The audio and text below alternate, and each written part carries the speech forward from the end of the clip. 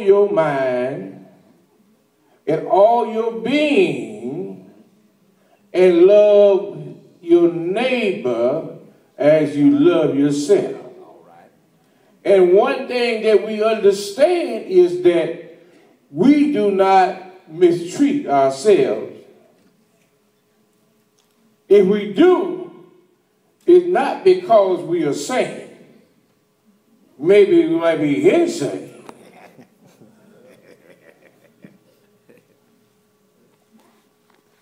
It said now, not only we need to love him, but we'll be in love with him. That means that he has all our attention and we have his eyes only on God.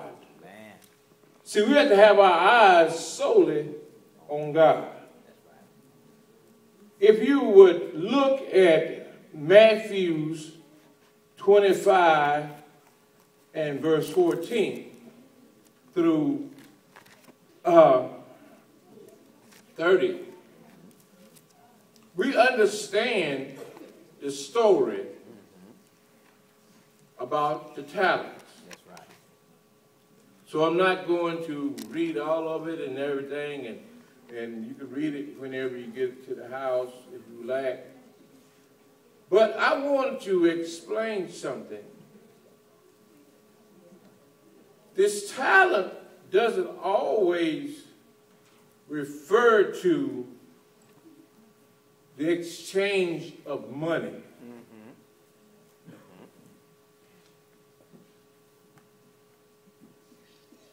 This talent could be your time. It could be your gift. It could be your compassion.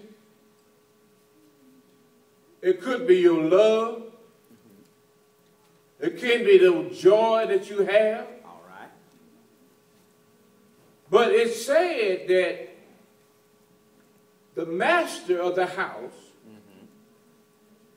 said gave talents to each individual according to his ability to handle it. Amen. That's right.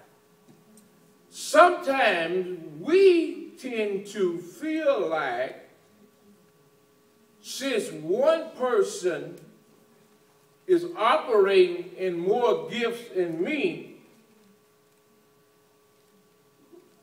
then that means that I'm lacking in something. That's not true. Maybe God is giving you the talents that you are able to operate in at this time. But as you grow, your talents grow. But then, once he gives you the talent, he wants to know what you're going to do with it. All right. Amen. And the whole story was all about this man gave each of those three servants a portion according to their ability. He said he gave 1 5 and 1 2 and 1 1. That's right. And see, and one thing we must understand, these talents, this was considerable amount of money. Man. 1 talent was $29,085. If the one that had 5 talents, it was $145,425. The one that had the 2 talents, it was like $29,085. And so what we got to understand is this. That when God gives you a talent, He's investing in you a large amount. He's not investing his talent for you to sit down on it, pretend like you ain't got it, but the talent is there for your use. Then he said, now, the one that he gave one talent, he came back. He told his master, said, you a hard man.